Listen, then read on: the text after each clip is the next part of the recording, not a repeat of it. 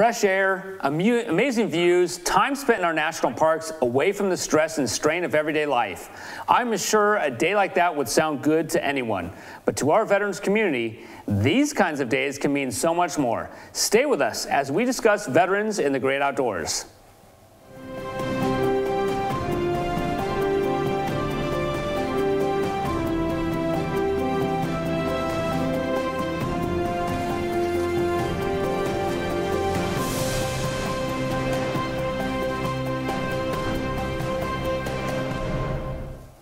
Greetings from Yellowstone. Have you ever witnessed the beauty of Yosemite or the wonder of the petrified forest or the grandeur of Zion National Park? Thanks for tuning in to Veterans Voices. I'm Nathan Johnson. Tonight we are talking about veterans in the great outdoors. If you want to be part of the conversation, call us at 925-313-1170. Send us a message through Facebook at Veterans Voices 1 or email us at veteransvoices@ContraCostaTV.org. We will be having an in-depth discussion about the benefits of spending time in the outdoors, especially for our veterans community. First, I want to welcome Army veteran Jay Waters, Navy veteran Jet Garner, and Army veteran Stephen Chief Carilla to the show. Welcome, gentlemen. Thank you. Thanks for having us, Nathan. Yeah, we have had a great early dialogue before we came on live about all of our outdoor areas. And some of you have been working with some of our national parks, and some of you have just explored our nation by hiking up and down trails. Chief, get us started in helping our audience understand a little bit about how you interface with veterans in our great outdoors. So I've got a client list that includes guys with no limbs, guys in wheelchairs with paralysis, and guys that's got no physical injuries, but they've got internal trauma, what we call the moral wounds of war. And I started a program in 2010 called Tier 1 Tranquility Base to try and knock down some of the suicides that are going on. And we use the national park system up here because I live near Yosemite. But there's something about going up there, and nature takes all the stress out. And we get to sit down on the rocks or by the waterfalls, or in the middle of the Mariposa Grove of redwood trees, and nature just sucks the stress out of you. And then after about 3 days, we teach them how to breathe, and then we start talking about what's really wrong. How much of it's PTSD? How much of it's the demons in your closet that you're trying to keep in there? So that's the short version of what goes on at Tier 1. But we use the outdoors specifically because it's a primal healing thing. Awani Hotel up inside the park was used all the way back to the Civil War for what they called then shell shock, what we now call PTSD. So Yosemite's got a long, long history of helping veterans heal. So we've got some pictures that'll go along with a lot of what you're describing. You're saying veterans' stress just goes away and you teach them how to breathe. What is the typical experience for a veteran when they come into this type of experience? Are they usually very guarded, unsure, uncertain? How do they initially respond to the idea that you're going to take them out in the wilderness and help them get through this? Either Chief or Jet or Jay.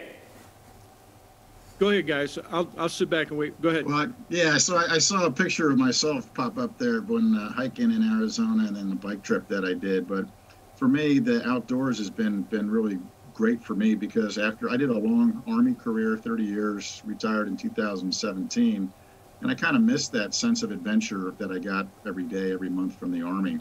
I had a lot of freedom. So for me personally, I linked up with an organization called Warrior Expeditions and was able to do a solo long-distance hike from Mexico to Utah on the Arizona Trail. And then this past summer, I did a cross-country bike trip on the Great American Rail Trail on a bicycle. And so for me, it was a blending of being outdoors, of course, a lot of alone time. You know, you're doing this by yourself, so you have to rely on yourself and the traits that we learned in the military. But also, if you wanted to be around people, there's lots of people out there that you can find, whether it's people in the parks or people in small town America, and people will help you, whether you want them to or not. But certainly if you ask for help, a lot of people will help you out. And that was what I found very refreshing, that there's so many Americans that want to help you on your journey. Yeah, thanks for sharing that with us, Jay. And Jed, I'll bring you into this because what we're hearing from Jay is that when you get yourself outdoors, when you get yourself out in the national parks or on the road riding a bike, you're able to connect with others. Share with us a little bit, Jet, of how you've connected with others, whether they're veterans or not veterans. I mean, so when I graduated college back in 2017, the first thing I wanted to do was I wanted this travel idea. You know, I had this travel bug. And what I decided to do was the Pacific Crest Trail.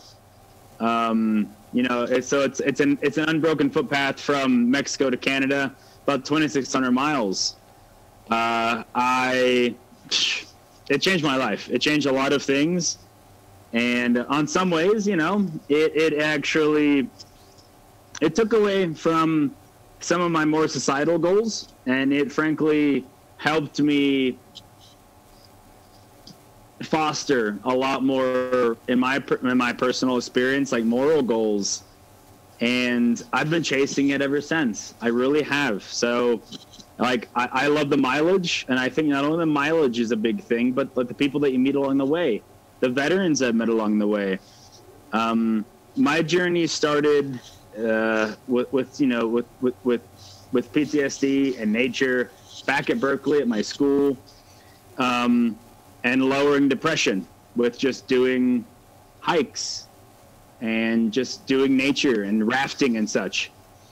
And I've never been able to quit. I love therapy. Therapy is fantastic.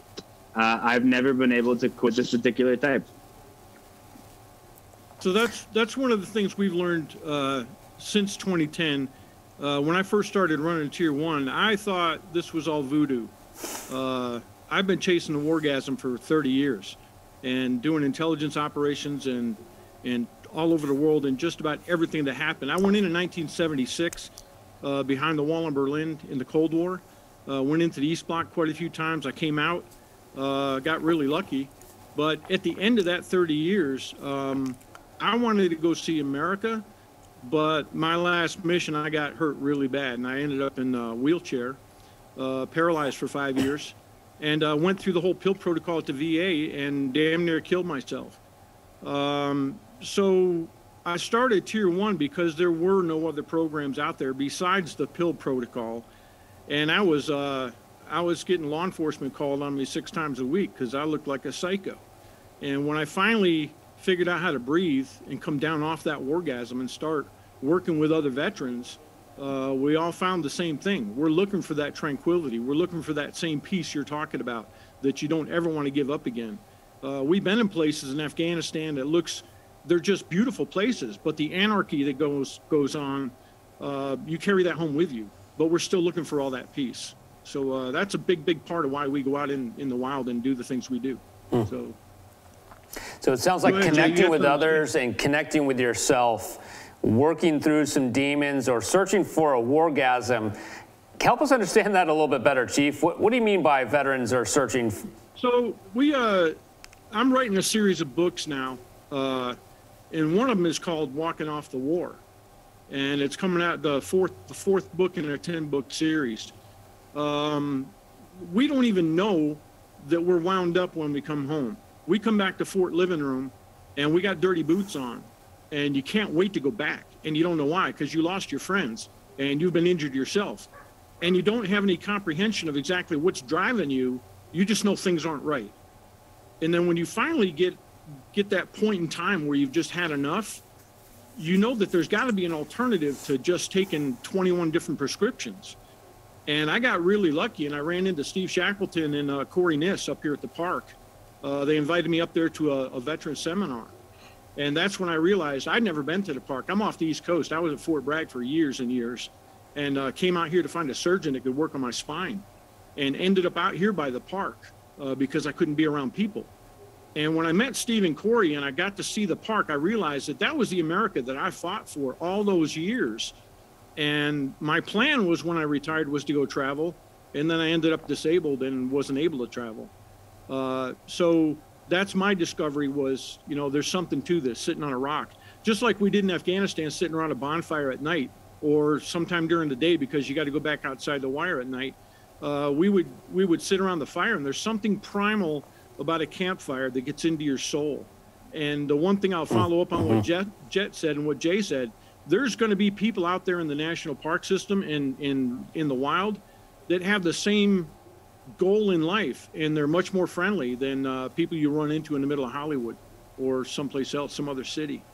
But there's a primal instinct for almost every veteran I've met so far to find that peace, to get away from the noise, and then to drill down on your demons in your closet and sort out, okay, what's really going on? Is this really PTSD, or is it alcoholism? Is it methamphetamines, or what? Go ahead, Jay.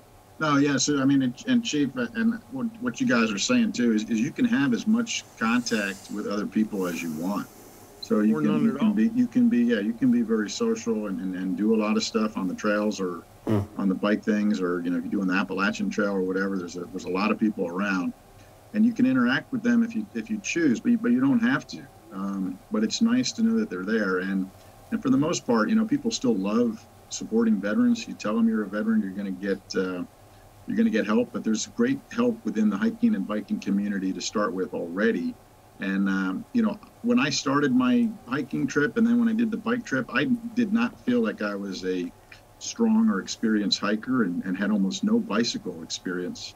But I learned so much quickly from so many different people. And then another great resource, particularly this past summer on the bicycle trip, is almost every small town in America still has a American Legion or a VFW post. And don't be a stranger. I looked a little crazy sometimes with my biker gear and orange helmet and all kinds of crazy stuff, and 90 pounds of bicycle and gear. And I'd come up to an American Legion or VFW post, stranger in town, and they knew you were a stranger because they'd never seen you before. But once you got in there, and within about 5 minutes of them staring at you, inevitably somebody would buy you beer, buy you a Coke, and you start talking, and you'd find out you have so much in common. And those folks would help you, everything from a place to pitch your tent, or maybe they let you stay in the post that evening, or somebody takes you over to their house for the night. It's interesting you mentioned that, Jay. I got to experience something like that back in 2010 when I rode with a group of cyclists from San Francisco down to Camp Pendleton. And just what you mentioned, as you came across different communities, people were so willing to jump in and help. And Jay had mentioned he kind of made his way through our state and our nation on a bicycle, but you've chosen to hike on trails. And do you typically like to go alone, or do you like to go with other people? Actually, I'd say I'd like to go alone. So other people happen along the way, similar to what Jay was saying. Most of the trails I've ever started and finished, most of them I did alone. I'd make friends as I go. It's amazing the amount of veterans you'll find on those trails. You find your recovering college students and other types as well. But I met a lot of veterans out there.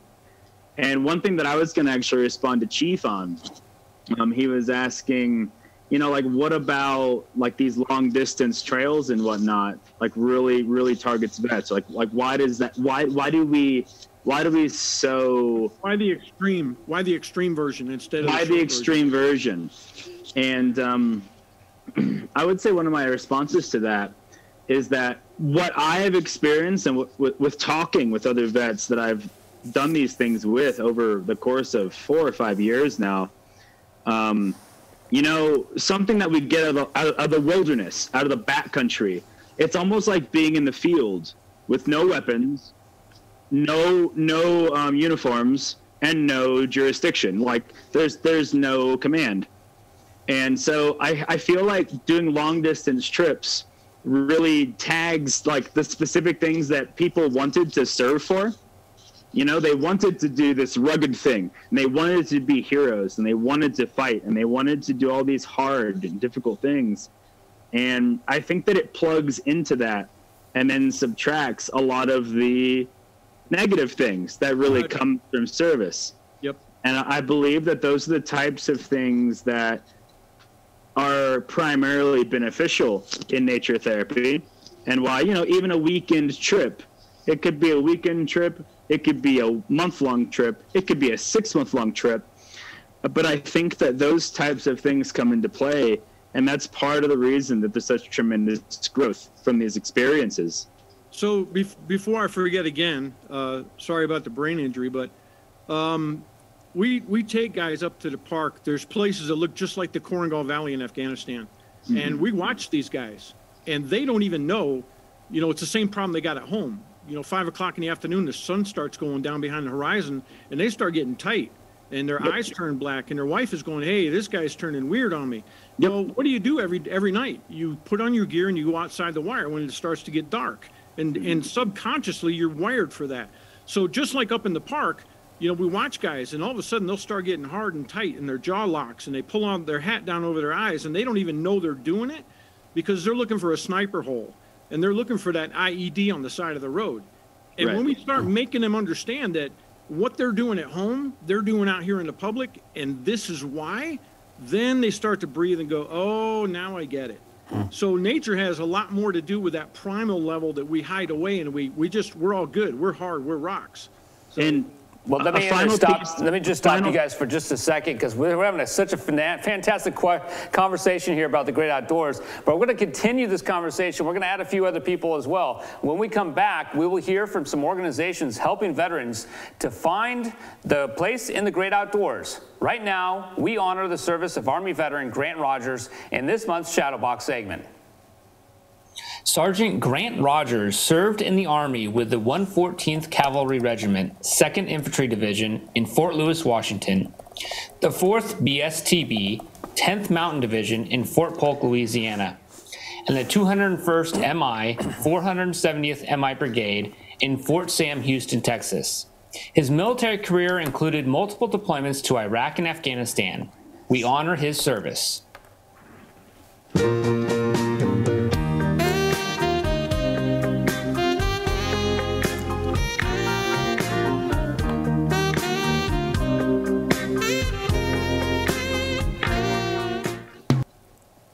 We're talking about veterans in the great outdoors. Want to be part of our conversation? Please get involved, ask a question, make a comment. We'd love to hear from you. Call us at 925-313-1170. Send us a message through Facebook at Veterans Voices 1, or email us veteransvoices@ContraCostaTV.org. We had a phenomenal panel in the first session. Hated to interrupt their conversation, but now I want to welcome to the show Jimmy Shaughnessy with the National Parks Conservation Association, Yosemite Park Ranger Corey Niss, and Stephen Shackleton of UC Merced. Welcome, gentlemen. Thanks for having me. Thank you. Thanks for having us. So you were able to hear the conversation in the first segment, a lot of description of how veterans come into this, sometimes with different goals in mind, sometimes to be alone and meet others, sometimes to come with their spouse and learn more about themselves. And I think we were just somewhat leaving off with Chief's comment and Jet's comments in that regard. But gentlemen, take us a little bit further and to help us understand a little bit more how our national parks, or how these systems are designed. I know that we've heard a little bit of the benefits of how veterans can use them, but let's give our audience a little bit better of an understanding of where these parks are and what they have to offer. I'll start with Shackleton. Perfect.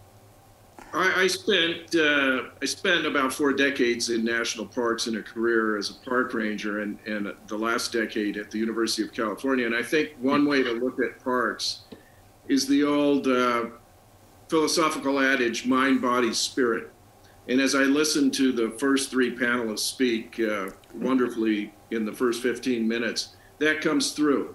Parks are good for your mind, your body, and your spirit. And if you're thinking about what we refer to these days as ecotherapy, and you consider adding educational therapy and maybe even career therapy, what we're interested in at the University of California is helping veterans in our region connect with experiences in parks that serve those 3 areas, and then maybe higher education and career paths where you can make that what you do with your life professionally. Well, I appreciate that the University of California system has tied into our national parks. I mean, it's an important way to include education as a component of our national parks as well. Corey, you're currently a ranger at Yosemite. Help us understand a little bit about that. Well, the national parks, I mean, they were founded by us as Americans and by the United States Army. We wear uniforms that were set forth by men before us. we're tied in emotionally to our national parks. And as a veteran, at least speaking for me and with the veterans that I work with, these national parks, it gives you a chance to serve again and to come back and be something a part bigger than yourself. Mental health is absolutely crucial here within the National Park Service and outside. But within the national parks and speaking at Yosemite, that has an ability to connect to you that is just, it's on its own. I have my own story of what I did after the Army, where it took me a while to find my place. And it was the national parks. For me, it was employment, because I wanted to be part of a big machine again. I wanted to stand on the shoulders of giants and find another way to serve.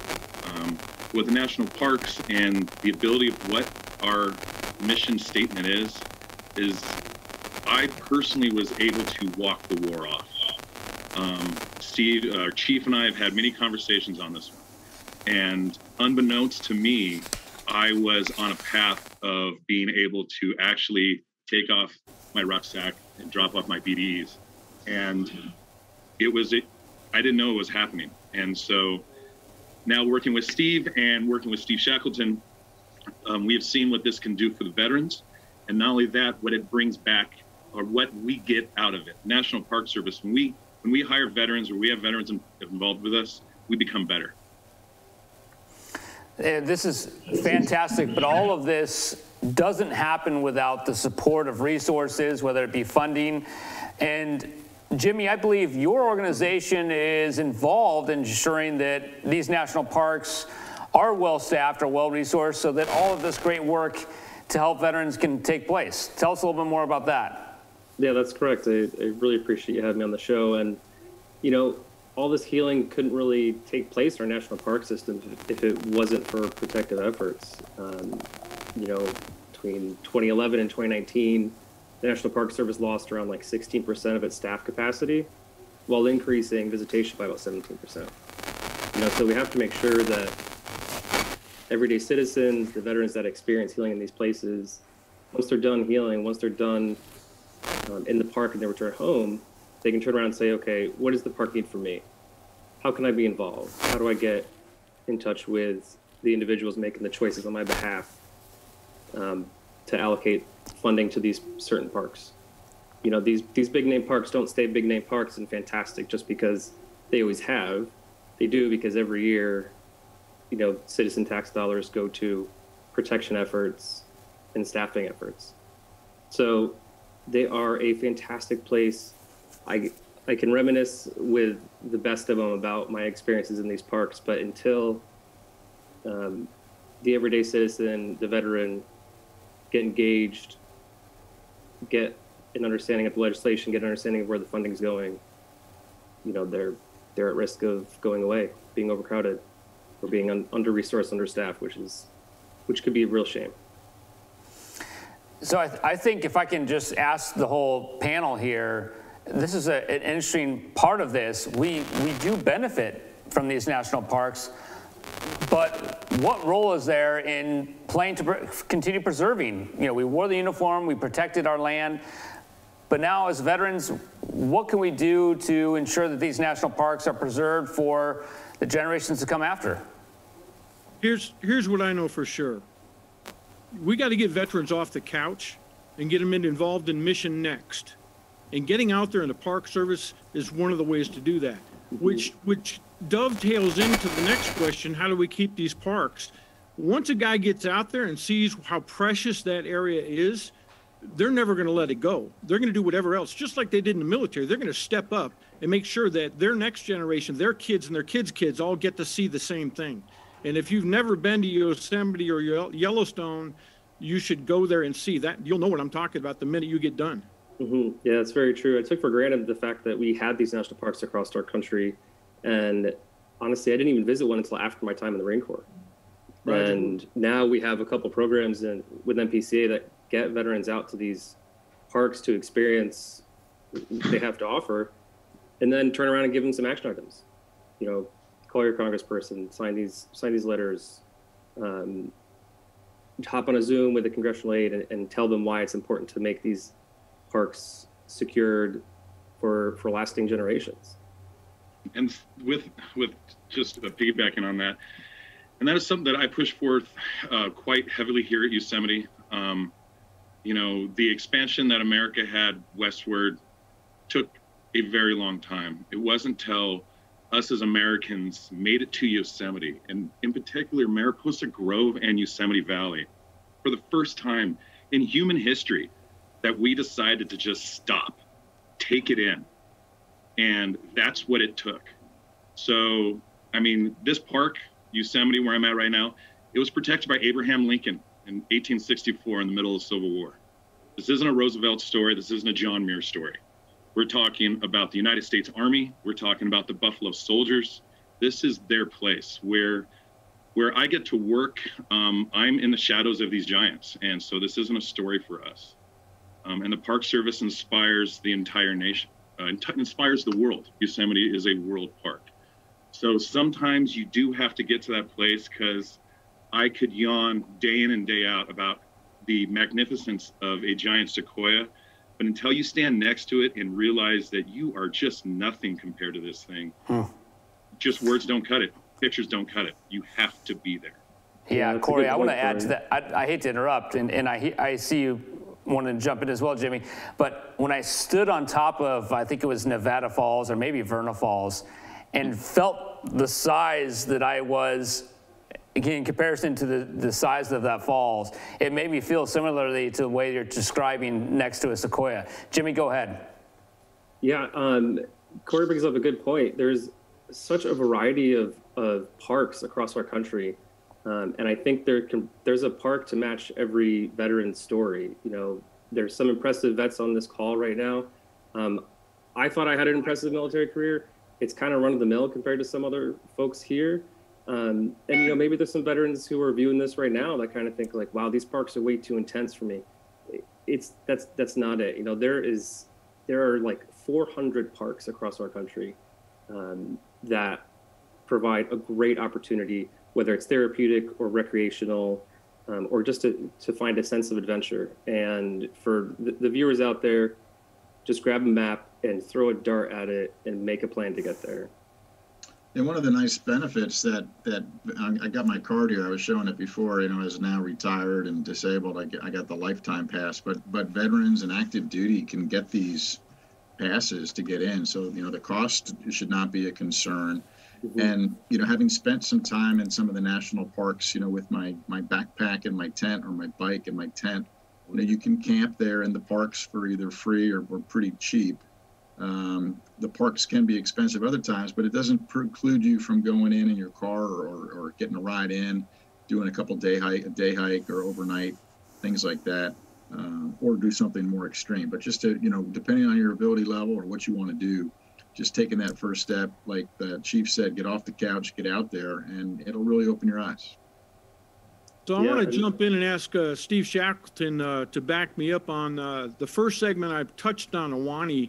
The Ahwahnee Hotel being a PTSD recovery center. Do you have any more data on that, Steve? No, the Navy actually ran the Ahwahnee as a place to deal with battle fatigue and shell shock in World War II. And if you want to Google Ansel Adams World War II photography, you'll see troops in Yosemite Valley during World War II that Ansel Adams took photos of. The Buffalo Soldiers were mentioned, the 10th Cavalry ran national parks between the late 1890s and when the National Park Service civilian organization was founded in 1916. Well, I think what we're getting at here, and you mentioned it, Jimmy, that some people might say, geez, I'm not sure that's for me. We want to make sure on this show that every veteran feels very welcome in these parks, and that we're interested in creating a community of care and a community of prosperity for vets that includes the outdoor experience, the free access, the nurturing group of friends who grow into a family when you come to visit. We want to know you and welcome you in. And if education and career paths appeal to you, we want to make that easy for you too. And we work in a mosaic around here between a number of nonprofits so that we can create kind of resilient mosaic with Chiefs group, a group in Fresno, and another group established in Merced. None of us working independently alone, but as a team. And so if we want to get across anything, is that you're welcome here, you're welcome to our seminar.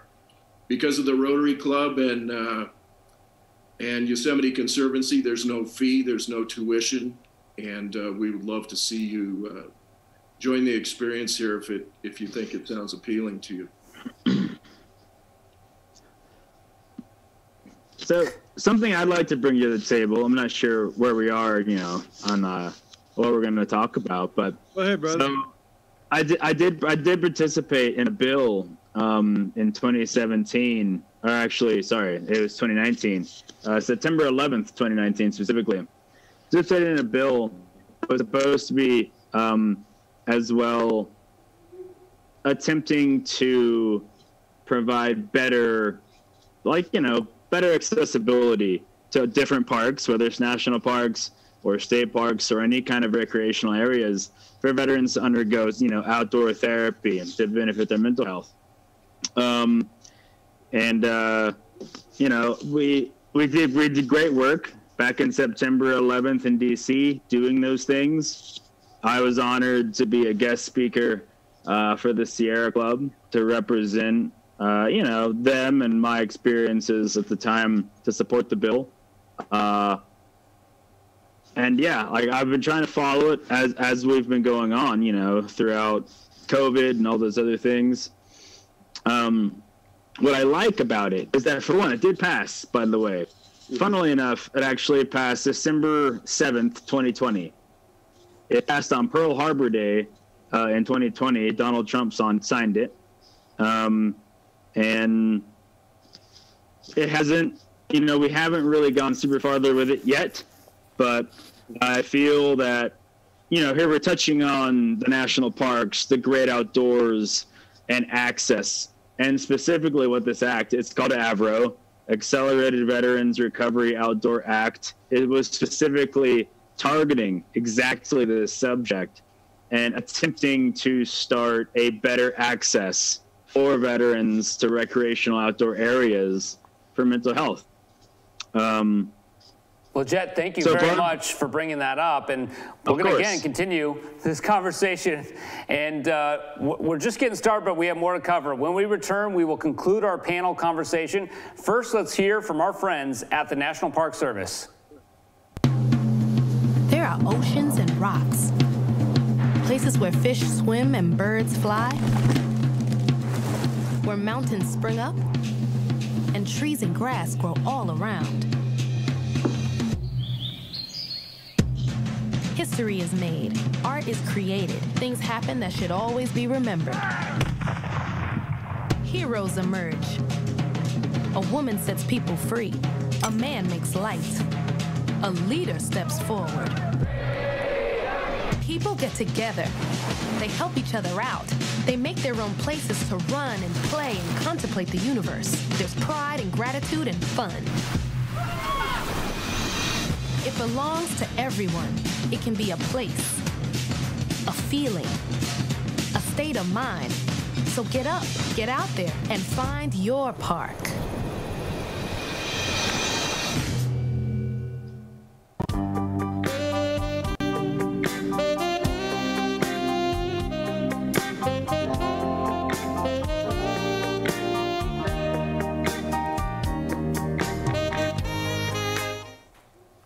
We are talking about veterans in the great outdoors. We want to welcome you to contact us with questions or comments.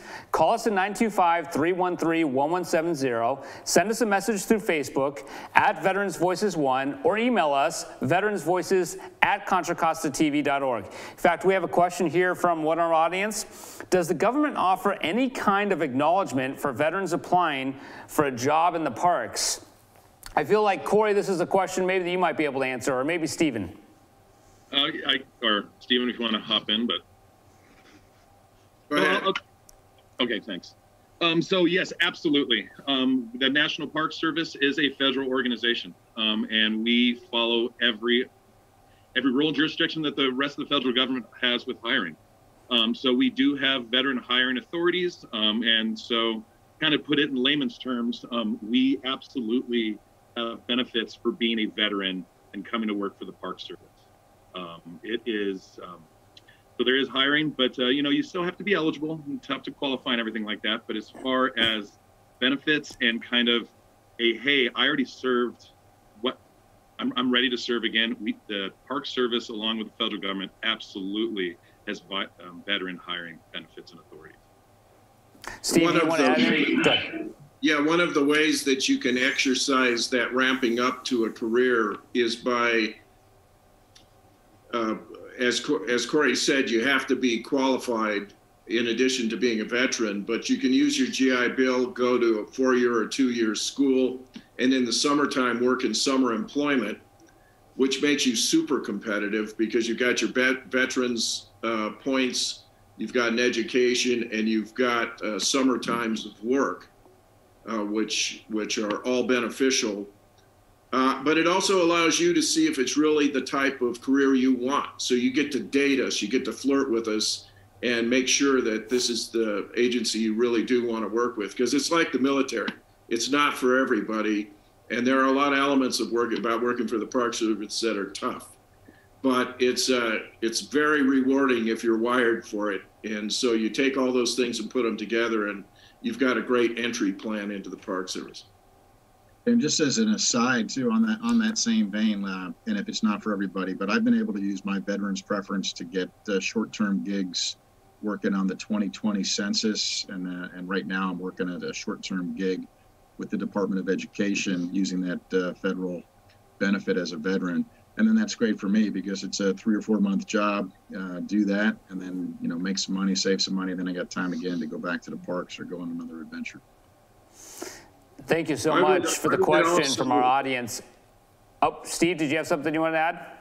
Yeah, just a postscript. But to the person who asked that last question, Corey is the Special Emphasis Program Coordinator for Yosemite, which is a really distinguished post. There are only 2 of them in the Park Service, and we have one out here in California in Corey. So that caller could actually contact him, and he could give him very detailed information after the show about veterans benefits in the federal government. Fantastic.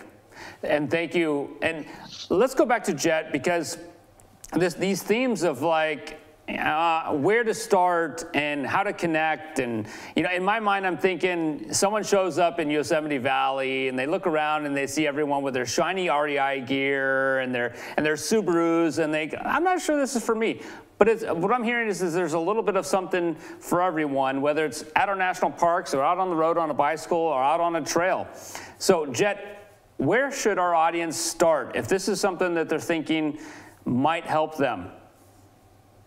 So, for starters, there's actually a lot. There are several different veteran outfitters out there throughout the nation that are willing to put you on, an excursion, whether it's a river ride or whether it is a snowboarding excursion or a backpacking excursion.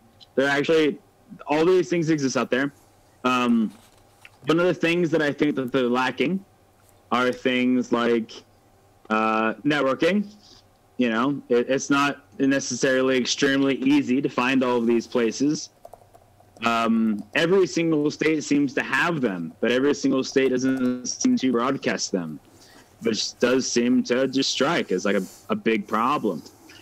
All that being said, I'm working with a couple of different organizations to, like it's a common good product where we're actually trying to get the entire thing, the idea of nature therapy. Heaven forbid, you benefit from time in the outdoors. You benefit from time with your comrades, which is a huge part of what I consider nature therapy. It isn't just spending a few nights, camping by yourself with the tent and a campfire and, wrap for dinner. No, it's nothing like that at all. It's very much so like you're spending time with comrades, other people in arms, male or female, and you guys are like figuring out your problems as it goes on a backpacking trip, whether it's a weekend or whether it's longer. A lot of the places that I'd say that we are working with, and I say we as like the collective organizations, as there is not a single organization besides the VA. We're working on that. That's a different topic, but we're working on this idea of, you know, you could do a weekend, you know, one weekend a quarter, and maybe that's enough to make someone happy. Maybe that's enough to have camaraderie with other military folks, which is the biggest missing piece in most therapies. One of the benefits of, say, nature therapy is that you get to experience it with other military people in the field, just without rifles and without uniforms and without command. And that primarily tends to be the reason that people have such positive responses to this type of thing. It's basically just mental health therapy with your peers from the military over even a weekend amount of time. Yeah. And anything longer is, you know, anything longer is just bonus. Right. Jet, thank you. Jet, let me break in. Jay, that's what you do on the excursions, correct? Yeah, so on the excursions, you get a lot of pretty sophisticated gear given to you. But I think for folks, what I would tell folks is, you know, don't be shy. Just get out there. You can do a weekend or day trip with just stuff you probably got laying around your house. And veterans are pretty ingenious and resourceful. Of a backpack, maybe a decent pair of shoes, and you get out there. But once you start getting out there on the weekend or a day trip, start looking to your left and right and see what other people are doing and ask questions. Well, that's exactly why I asked you that question, because when you're out looking, you're going to find your own tribe. You're going to find the same guys. Exactly, because you don't need to be intimidated or feel like, oh, I got to go spend $5,000 on top of the line gear, because one, it may not be the right gear for you, and that's quite frankly expensive. But one thing that hikers and bikers love to do is talk and show off about their gear. But if you ask them to help you, they will help you. And, you know, before you know it, sometimes people have extra stuff or used stuff, or they're selling it or getting rid of it. And you can make quite a collection of your own stuff. Yeah, I got loads of extra stuff if anybody needs anything. Everybody likes to improve their stuff, and they like to sell their former stuff. Don't go running into the Grand Canyon with just a pair of tennis shoes and one little water bottle, though. So don't. Please don't. It doesn't have to be that intense either. You know, there's organizations that take care of the planning, logistics, all that for you. And if you had a weekend, if you just got one day, just Google. You know, I'll make a shameless plug for my organization, the National Parks Conservation Association. We hold events around the country. Some of them, you know, week long. Some of them just a couple hours on a Saturday. And that could be your first intro into park exploring, is just going with another organization that's already taking care of the hard work for you. I think that's fantastic recommendation. Once you just you're going to find them. Oh, go ahead, Chief. Go ahead. I'm sorry. Nathan, go ahead. No, I just was going to say, this is fantastic. What I'm hearing is just get out there and try something small. Don't bite off more than you can chew. Well, nobody's going to hand you a 3x5 card with all these contacts of great, you know, gold mines. It's about finding that one guy who knows another guy and building that network, and that's how you find your tribe again. That's how you find your team, and then next thing you know, before you even know it, it's going to take off on you. So, yeah, the big thing is just getting out there. And most of your, not to plug a specific company, but REI, most of your REIs do little weekend trips. Sometimes they're guided, maybe they're even longer than a weekend. And then another really good resource through social media is those apps like Meetup or Facebook groups in your community, where they're going to get guys and gals out there hiking or biking or paddling, kayaking. And again, you will learn very quickly because there's going to be some experts in every group. Most national parks are going to have associations that are going to be able to help people that, hey, I'm not familiar with the area, to where they can help it. It could be a car, could be hiking, you could be riding. And another thing too is not all the national parks are out in California. You know, it surprises a lot of people here, but from what I've been told over my Park Service career, is more than half of us work on the east side of the Mississippi River. That's, you know, that's where the country was founded. That's where we're at. So yes, Yosemite is an absolute jewel, but not every park is this grand, I'm going to go get lost in the trees. There's the National Mall. There is just, we're everywhere, especially the East Coast. I mean, that's where America was founded. That's where you're going to find the National Park Service. But Corey, there are a bunch of little parks that are just waiting for you. Yeah, Corey, There's more add than to that 5 if you parks could. in Florida, like all by itself. There's literally more than 5 parks in Florida, and 3 of them are coastal, like reef parks, which are extremely rare in the United States. Like, to just corroborate what Corey is saying.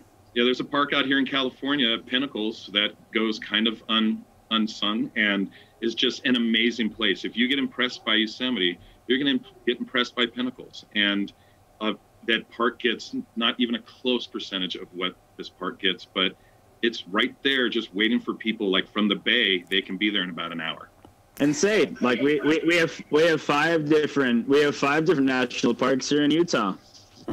I mean, we've got Capitol Reef, we've got Broad Canyon, we've got Canyonlands, we've got Arches. I mean, I'm furthering Corey's point. I mean, if you take a look at most states, a lot of them have more than one national park. Very few of them have only one. Most of them have more than one. We have just about a minute. Sure. I want to ask one final question. In one word or two, what should a veteran go see? And it doesn't have to be, of course, you know, Yosemite Valley. It could be something maybe we haven't heard of. What should a veteran go see?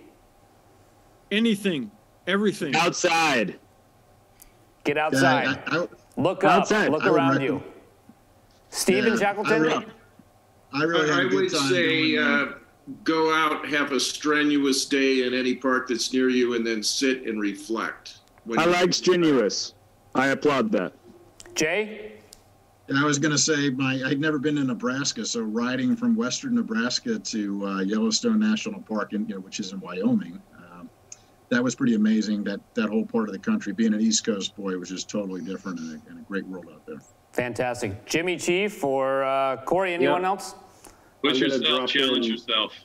That's why the parks are here. I'm going to drop in the rainforest that we have up in Washington and the Olympia National Park. The Olympics Rainforest Trail. Yep. Beautiful place. Chief? I vote for all of the above. Make a bucket list. You're saying just get outside. Do 5 meters. Get outside. Well, gentlemen, thank you so much for being... Get outside. Get outside. Thank you so much for being on this show tonight. I've been very inspired, and I've learned a lot of new things from you. I learned from Corey how closely our military history is tied to our national parks. I didn't know that.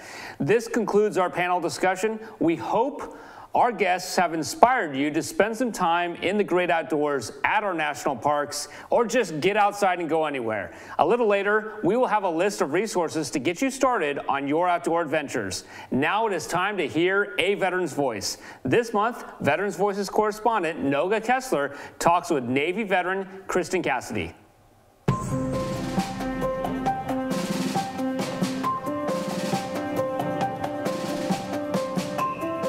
Welcome to A Veteran's Voice. I'm Noga Kessler, Veterans Voices correspondent, and today we have with us Kristen Cassidy. Kristen served in the United States Navy as a Navy corpsman from 2000 to 2005. She served with the Naval Medical Center Interventional Radiation from 2001 to 2003 and deployed to Iraq from 2003 to 2004. With the Fleet Marine Force, 1st Transportation Support Battalion, and then 1st Engineer Support Battalion. Welcome, Kristen. Thank you. So why don't we start with how you decided to join the Navy? Well, I was going to my local community college and wasn't really driven to continue to do that, wasn't enjoying it, wasn't finding value in it.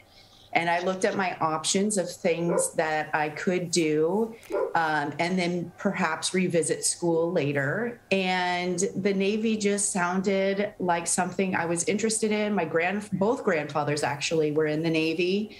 And so that's how I landed with the United States Navy. That's amazing. So how did you come to become a Navy corpsman?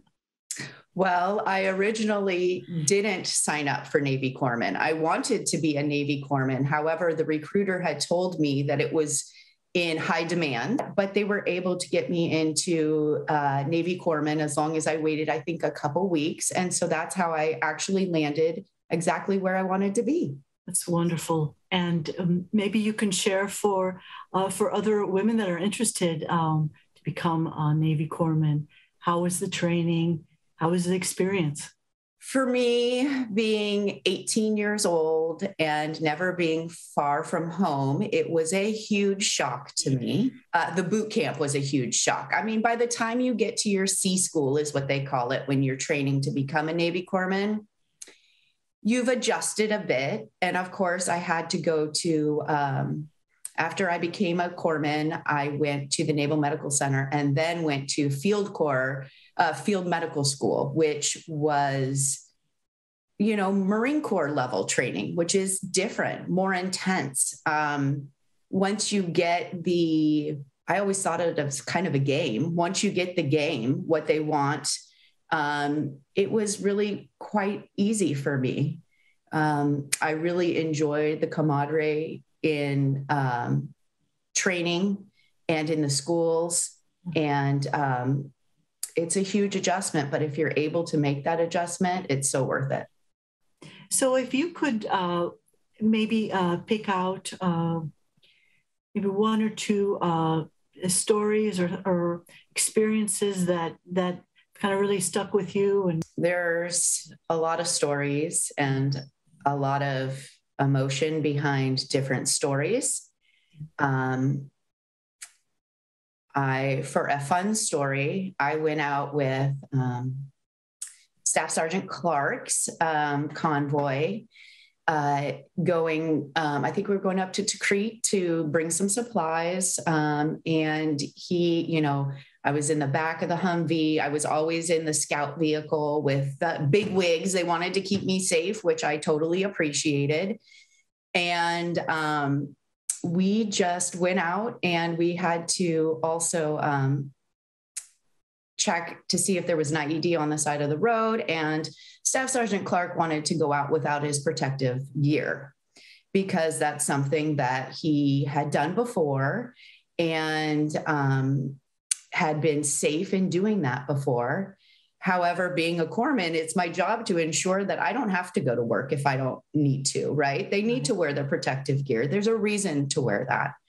And as I approached him, he was really lovely. He always kind of would say I was like his sister's kids, always nagging him to do things. And it ended up exploding and he ended up being okay. And he really took that time to tell me how valuable it was that I stopped him, me being a 19-year-old girl to this 30-plus staff sergeant. And he really, really just thanked me for that. He since did end up passing during that deployment.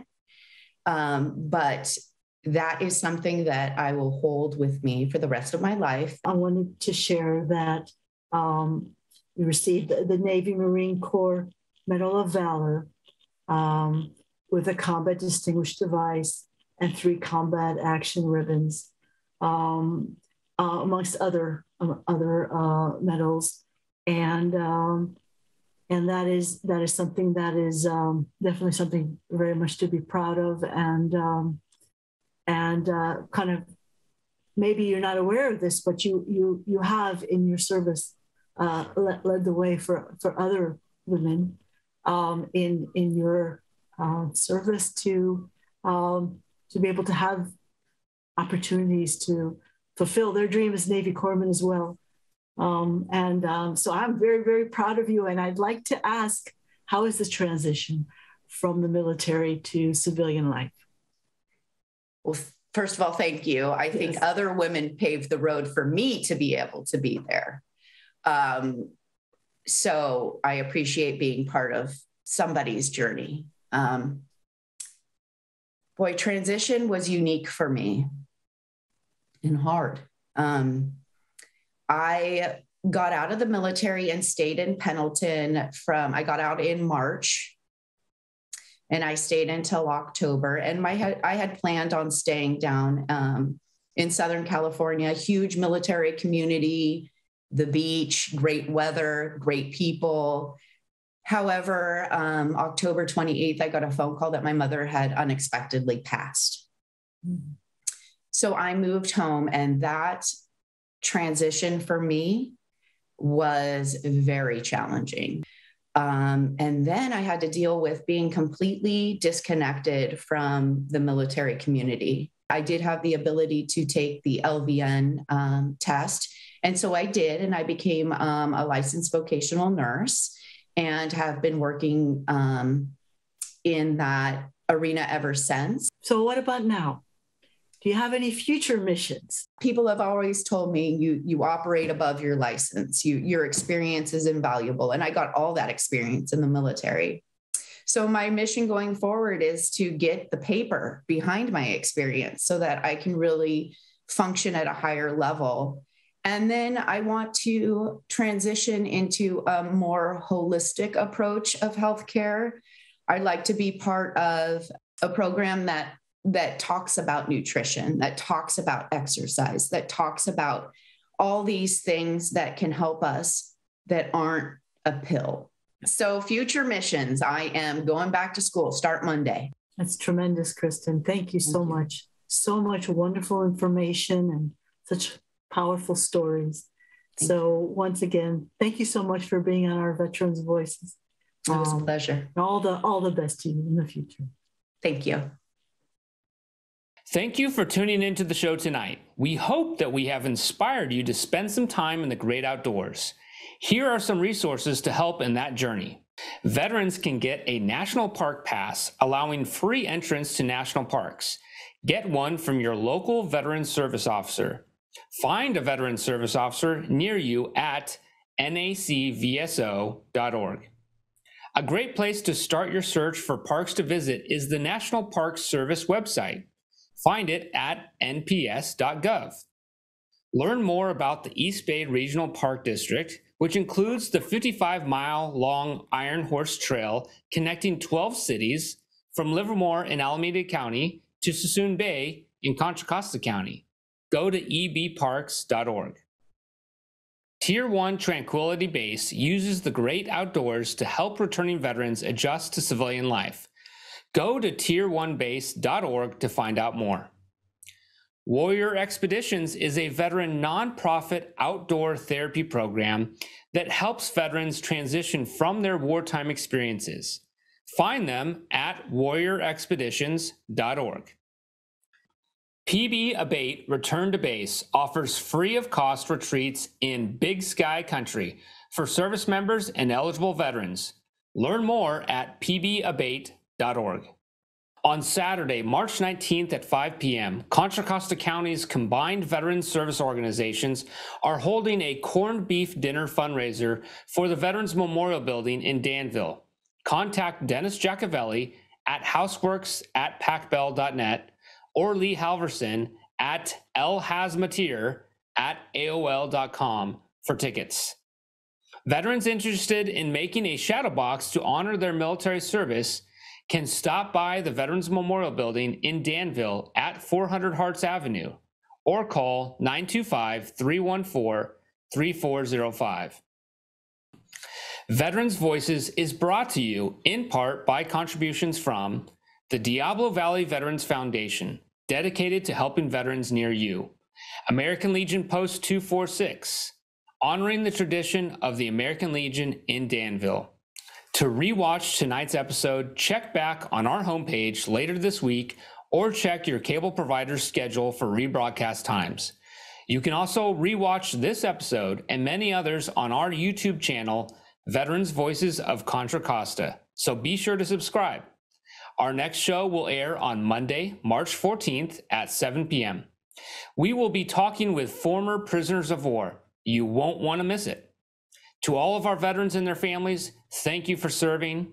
To all of you who tuned in tonight, thanks for watching and have a great evening.